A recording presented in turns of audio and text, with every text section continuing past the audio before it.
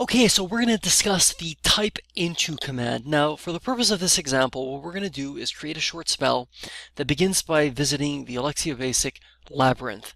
Now, once we reach the labyrinth page, we're going to sleep for 3 seconds, and then we're going to attempt to type Alexia BASIC into the username web form variable. Now, web form variables, as described on the Alexia BASIC cheat sheet, as well as in the Alexia BASIC instructions, these are special variables that attempt to help Alexia BASIC to find an input location for the type of information that we're seeking to type in. So for example, in this instance, we're going to attempt to type Alexia BASIC into a username field. So the web form variable that would be most appropriate to use is simply username.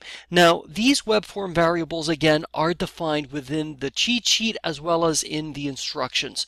So let's go ahead and cast this spell, and we'll see the web view window change as we arrive at the labyrinth, and then we will hopefully see something get typed into the username field. And there it is, Alexia BASIC. So let's take a closer look at the labyrinth, what's contained on this page, and how we can use it to help better our skills at being able to use the type into command, as well as several other commands that we'll cover in a later video series. So let's begin by simply copying and pasting and removing the code that we had in the spell window. And what we're going to do now is we're going to do the following. We're going to type print, and we're going to type in HTML inputs. Now, HTML inputs are a system variable, and what this will essentially do is print out onto the emulator computer screen window here on the right hand side of the screen. We're going to get all of the relevant inputs and buttons that may be contained on whatever page we happen to be on.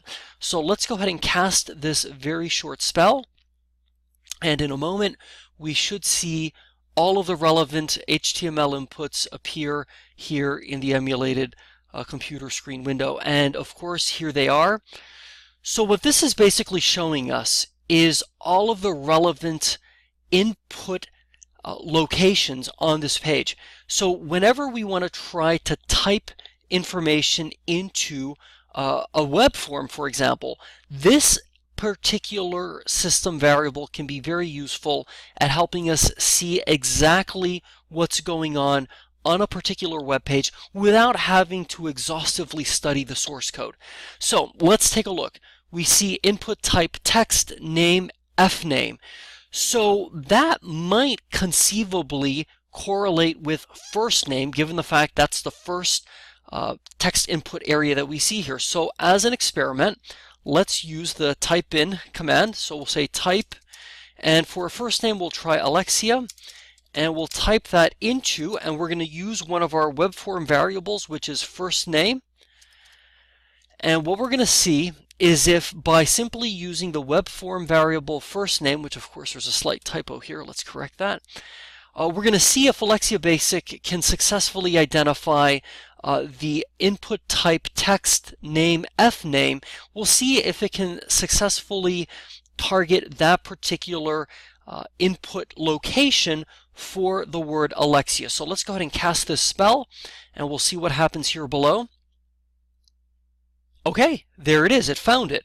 Now, what if we wanted to target this more specifically? What if we didn't want to simply rely upon a web form variable that may or may not be able to algorithmically identify the location where, for example, a first name should be typed in? So here's what we can do. Also located within the web form variable section of the cheat sheet, as well as the instructions, there are some additional codes that we can use. For example, one of those codes happens to be name. And what we can do is we can type in literally name equals fname, because needless to say, this is the literal name of this particular input box location, right? So we're going to just go ahead and just take a moment here to delete what was typed into first name, and now let's simply try using the following code. And in fact, we'll even change what gets put in here.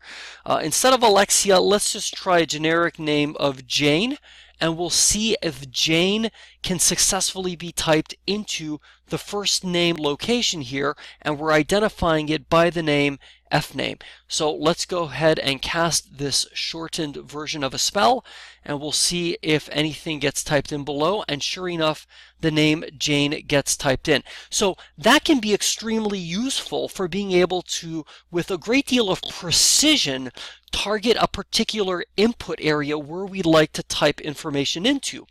So let's move on to one final example here.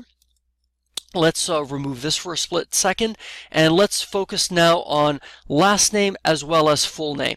So we see here that there's an input text type, an input type text with the name Lname. So presumably that relates to last name, given the fact it's the second entry here in the emulated computer screen window, and sure enough, that also correlates with where the last name field is here. So why don't we go ahead and simply target this particular field, the last name field, and what we're going to do is we're going to just try using the web form variable last name, which again attempts to, in an algorithmic way, discover where the last name field, if any, may exist on a particular web page, and to type in whatever we're asking it to type in into that location. So let us now change this to basic. So it will essentially be first name Jane, last name basic. So let's see if by simply using type basic into last name, the system is able to successfully locate this particular text input field. So let's go ahead and cast this shortened spell, and we'll see what results. And sure enough, here we have the word basic showing up next to the last name field. Now, the labyrinth is quite extensive, and at the time this video is being created, there is quite a lot that one can do inside the labyrinth, and over time it will become increasingly more sophisticated and more challenging, because the goal is, of course, to have it be a testing area where we can really delve into the details of how some of the commands within Alexia BASIC work, and to allow us to really do this in a manner that's fairly straightforward and allows us to do a lot of experimentation without having to worry about being on some external third-party website. So in a very brief way, that is how the type into command works. Needless to say, this is barely scratching the surface of just how incredibly powerful this command is. Thanks for watching. Now please subscribe to our channel.